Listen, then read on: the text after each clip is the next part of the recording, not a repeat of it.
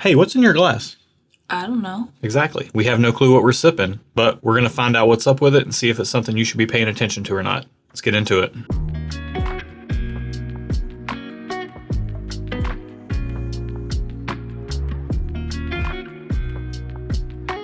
Welcome to Stuff and Whiskey. I'm Erin. I'm Josh, and we are not professional whiskey tasters, but we are blind whiskey tasters. Oh. That's what we do over here. So let's find out what we're working with here. We've drawn it from our blind sample pool. It could be almost anything. Well, it's whiskey. Spoiler alert. It's whiskey. But it could be almost anything within the world of whiskey. American whiskey.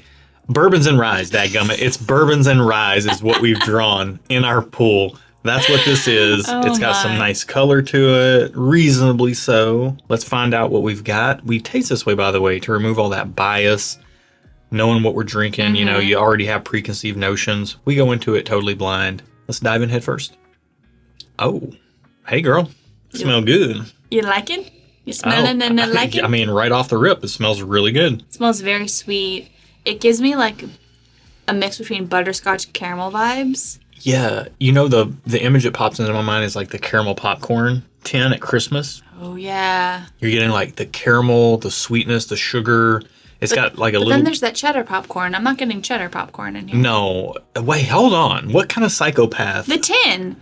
It's got the three sections. It's like regular salted popcorn, cheddar popcorn, and caramel popcorn. Oh, no. I'm just talking about the bag. I'm not talking about the tins. You said tin. Okay. Well, anyways, the bag. Okay. I've never actually gotten a tin. Oh, you have it? No, I haven't. I'll get you one. I've never gotten a tin. I'll get you one this year. Don't. Oh, wait. Cheddar. Wait, what are the flavors in there? Regular, cheddar, and caramel. Usually. Okay, you can give me it's one. all good. It's good. You can give me promise. one. You can give me okay. one.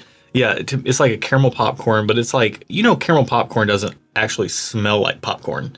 It just smells like caramel. It smells like caramel and salt. Yeah, exactly. Ah, okay. It almost has like a little bit of a praline vibe to it. I'm following you. You know, like a little bit of like an almondy, toffee, caramel sugariness to it. Generally very pleasant. Smells like a really classic bourbon. And it's kind of strong. Like it's got... I agree with some alcohol to it. Everything you're saying is exactly what I would say. This smells good, though. I feel like this smells like Josh's type of whiskey. Yeah. It smells a little... This is a me pour. A little dark. But I also am really liking liking what I'm smelling, so I want to taste it. It is sticking to your glass. Well, it's clinging to your glass. I've had some stage 5 clingers that have not been great, so let's taste it before we think it is. Let's go.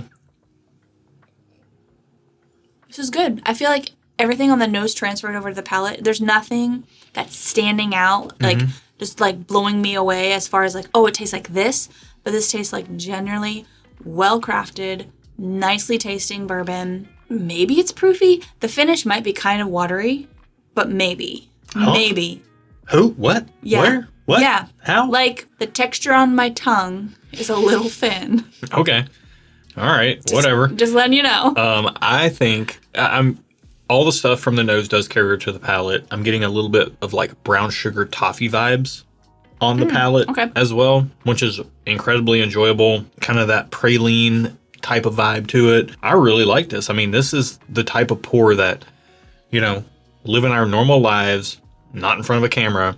I'll come home from work, we'll have dinner, we'll chill out, I can take a shower and everything. This at the end of the night. This is like something I would pour in my glass at the end of the night while we're watching a show.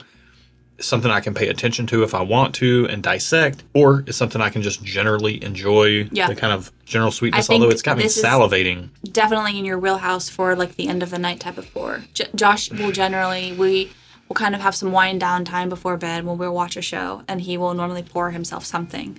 And I could absolutely see this, whatever this is, being in that something realm. Yeah, I think the second sip there, it definitely leans more into the nuttiness. This is now putting visions in my head of candy bars. Like this is almost getting to Snickers area. It's not quite that good. Like is anything really as good as a Snickers bar? No. I mean, literally in the comments below, let me know if there's a better candy bar than Snickers. And tell me why you're wrong also. I might venture to say Twix. No. Twix.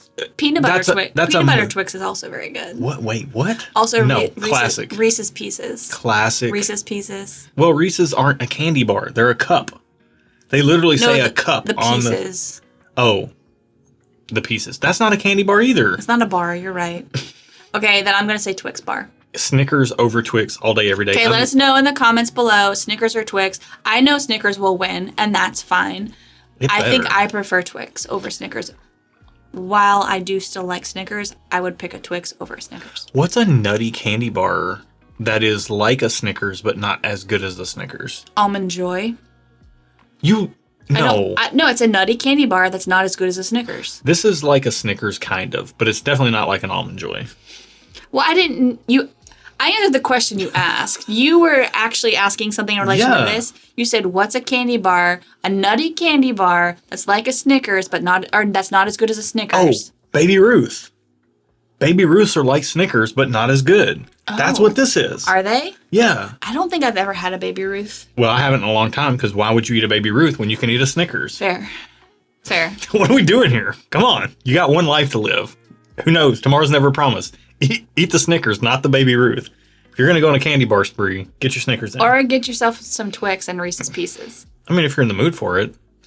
And wait, Reese's... Let's get onto the whiskey. All right. I've said everything. We can take this conversation offline, son. I've said everything I need to say. Okay. Other than that Reese's Cups are far superior to Reese's Pieces. That's just a fact. We might have some marital problems after what you just said.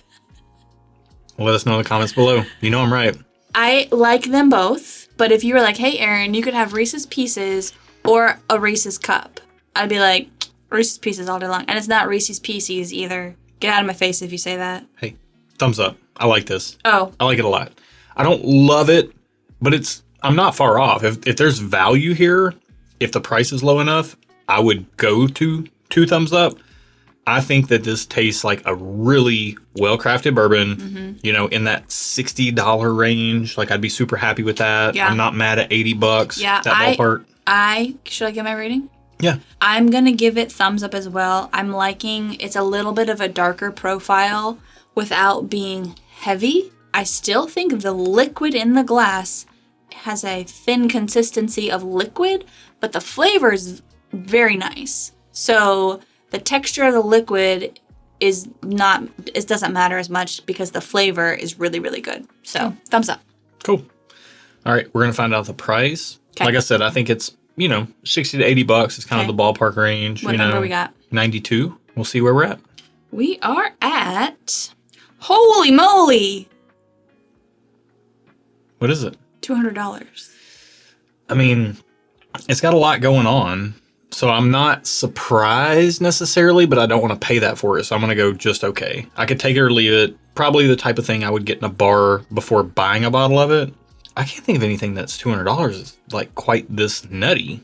Yeah, I have to go just okay as well because there's no way I'm spending $200 for this or telling you to go spend $200 of our money to go get it. To be fair, this to me kind of translates in that same wheelhouse as like an Elijah Craig Barrel Proof or a Larceny Barrel Proof, which Elijah Craig Barrel Proof is something I reach for all the time. And if whatever this is $200, unfindable, whatever, I think Elijah Craig Barrel Proof is a fantastic alternative to what's in this glass. Okay. Yeah. I do want to say, after like sipping it and then sitting for a minute without tasting it, it's still lingering. So I think this is proofy, which is probably partly why it's pricey. Oh yeah, this could be in the 120s for sure. Okay, you want to find out what it is? What are we drinking? We are drinking Joseph Magnus Cigar Blend at 93.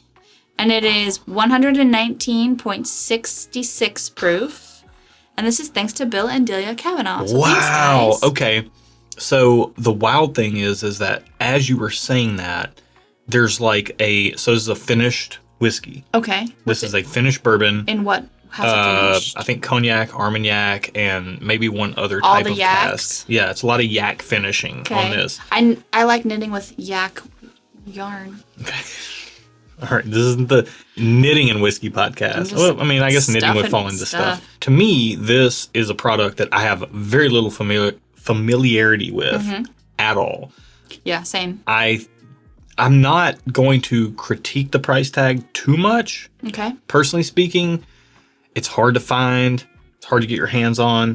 There is a dark fruitiness that was coming through. There's a darkness, which I like. As it lingered, there's a dark fruitiness that you don't get in a lot of products. But I do think there are ECBP batches and there are Larceny barrel proof batches that you can get a little bit of some shades of this. It might not be the complete picture. It might be 90% or 80% of what this is. But less than 50% of the price. Yeah, if you can't get this, those are really good alternatives. Yeah. Dupes, if you will. Yeah, I mean, I think that it's important when you're reviewing something that is really hard to find and hard to get your hands on, that people are going to pay over $200 for, like, what are the alternatives that you can get that are kind of in the same wheelhouse? Yeah, I like that. And honestly, I mean, I don't know. I've heard of people with, this is way off topic, but with Midwinter Night's Dram from High West. Yep. It's a port finish rye, but they'll take a rye and they'll splash a little port in there. Just a little. Interesting. And so, like, maybe you could take an Elijah Craig barrel proof and just with a little bit of yak in there. And that sounds bad. A little Armagnac or cognac or something that you like. Maybe you could kind of make a little home blend. Maybe that's even out there. Maybe we're treading new ground, or maybe I'm just saying something that everybody already knows that I've never paid attention to. But this was fun for sure to try. Different batches are going to taste different. This, like, I'm getting like dark fruit. I'm getting like plums, raisins, and blueberries now as it's sitting on my palate. Interesting. The finish is lingering. Would I buy a bottle if I saw it at $200 or $250? I would not. Aaron's not going to buy it. You might. I would not. I'll buy one to have because I've never had the opportunity before. But do I wish it were $100 or $150? Yeah. I would love to pay less for good bourbon or good whiskey than not. Who wouldn't, though? But I'm not mad at this. Like, you know, go on ahead. Yeah. Go on ahead, Joseph Magnus. Do it. And you go on ahead down there into the video description below. You can find a link to our Patreon, join our online community, which is amazing. We get down over on Discord. People are finding other people bottles of stuff, sharing samples. It's a fantastic community full of a bunch of really cool people. Yep. And I just want to point out that you said online community. Online. Because he's Southern and I love it. I'm from Tennessee. So join in if you would like. We have our barrel picks over on Patreon as well. Bonus content, all kinds of stuff. You can get sweatshirts. Merchandise, if you will. This is a brand new sweatshirt that has just come out of the wash because Josh got ink on my last one, but I reordered it exactly like my other one. Gotta be careful with those fountain pens, The folks. gray sweatshirt, I'm telling you, this is like a staple. This is like my ride or die. This should be in the shop Aaron's favorite. It is my favorite. That's it. I have ordered 3 of these because the last 2 got ruined, so I keep reordering it. The first one was on you. The first one was on you. The second one was on. The first one was on me. The second one was on you. And number 3, third time's a charm. That's all down there. And like it if you like it. Let us know what you think about Joseph Magnus Cigar Blend. Do you remember the batch on this? 90 something. I'm really curious because I know batches vary. I've heard people complain about how new batches are getting younger whiskey, which is hard to get older whiskey these days. 93. It's 93. Batch 93. If you've had 93, let us know in the comments below. Let us know if you're a buy on Joseph Magnus Cigar Blend in general at the higher price tag. I mean, they're sourcing whiskey and they're finishing it. That does come with a cost. I did say I wish this was a $100 bottle before we found out the price. You know. There you go. It's the bourbon game these days. It is what it is. Them's the breaks, kids. Yep. All right. That's it for today. Be good to each other, guys. And until next time, cheers. Cheers.